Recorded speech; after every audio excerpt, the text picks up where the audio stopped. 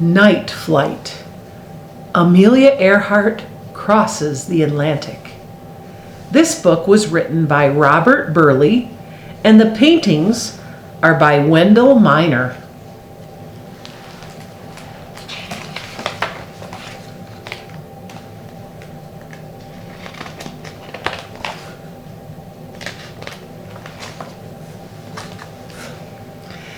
The plane ascends high and higher as the pounding surf turns noiseless below. Amelia Earhart lives for this moment, to follow the wide horizon that never ends.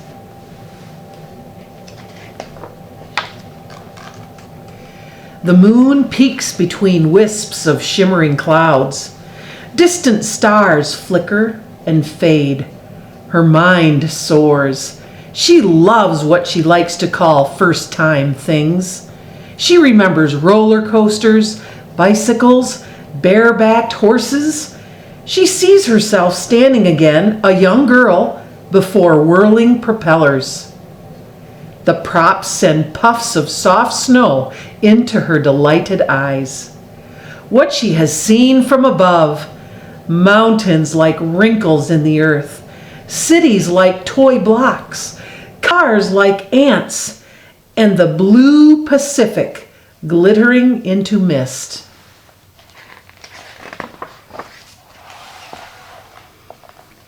And now she must cross this dark and seething ocean. Why? Because women must try to do things as men have tried. The gentle night nestles around her on every side. She rides easy, soothed by the engine's constant drone. She thinks this journey will be like so many others, simple, soon over. But she is wrong.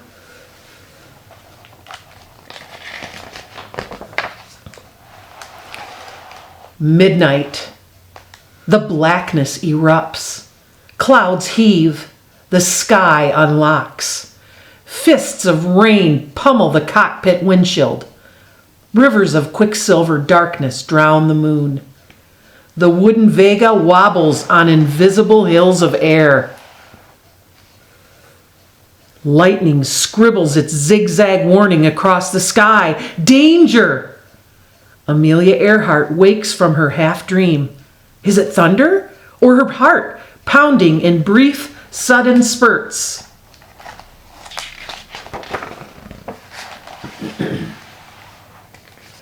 She shifts in her seat. She cranes her neck. She squints. She carries on, flying blind.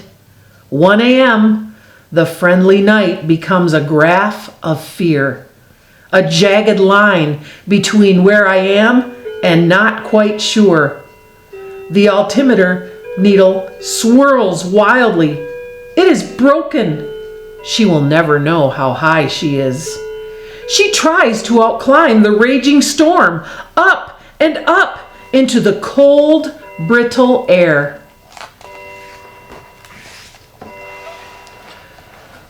The Vega struggles. It grows sluggish. There is ice on the wings. The plane reels under the ice's weight, pitching sideways. Suddenly, it spins, dipping and dizzying. Everything she has ever learned courses through her blood. Now or never, all or nothing. She tenses up as the plane nose dives downward. She must accelerate to gain control.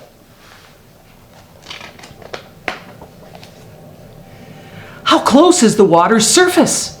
She bursts through the lowest clouds. There it is, rushing toward her, near, nearer. The Atlantic stares up with its huge, uncaring eye.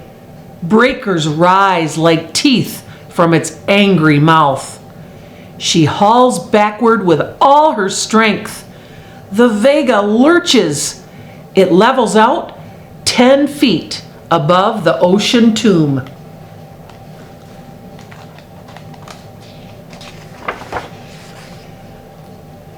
It is 3 a.m.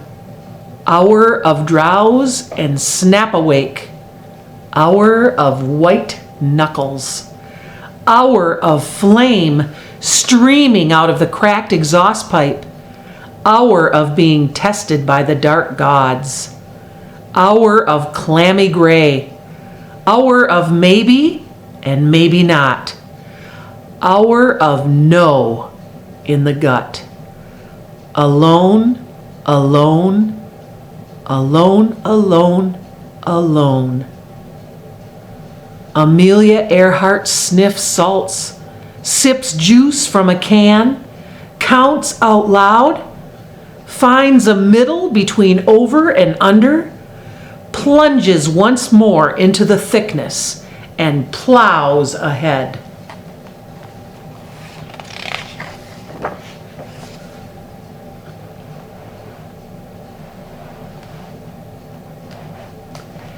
"6 a.m. How slowly the morning comes. Black thins to a watery silt. The gloomy sky pales. Splinters of sunlight stab down through cloud slits and brace themselves on the vault of the open sea. Amelia Earhart's eyes burn. Her face is clenched like a stone mask. Her stomach churns from the smell of leaking gas. A gauge above and behind her is dripping, drop after drop. She lowers the Vega through billowy snowfields. Clouds are dragon heads, grinning monsters, floating dead fish. On and on, on and on. Anything but this endlessness of water.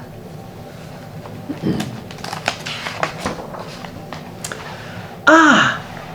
There! A small boat! A drifting gull! A coastline emerges, festered with boulders and crags.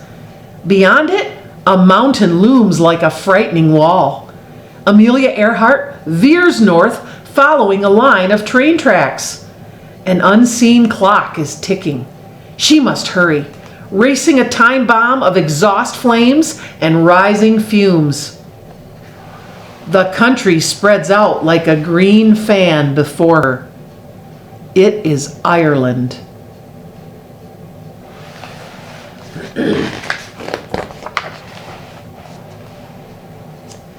Past where the train tracks end, she spies a smooth pasture. It must be here, she thinks. There is no other choice. She circles between two fences. Cows startle and scatter. The Vega descends, grazing the earth. It lands with a jolt. It bumps slightly and rolls to a gradual stop. Amelia Earhart leans back in the cockpit. There is an unbelievable stillness inside her. She slides open the window and blinks. She lets out a deep breath. 2,026 miles. 14 hours and 56 minutes. Alone. A great peace swells up. She knows she has crossed something more than the ocean.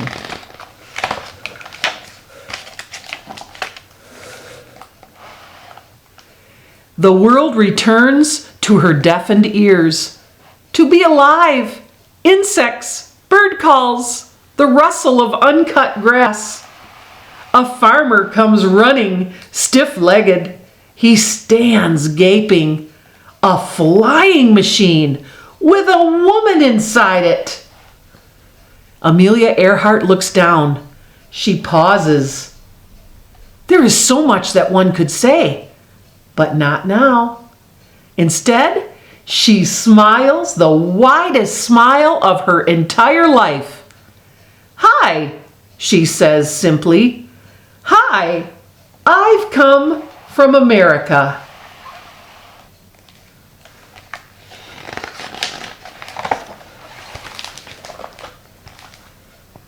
And that is the story of Amelia Earhart's Night Flight.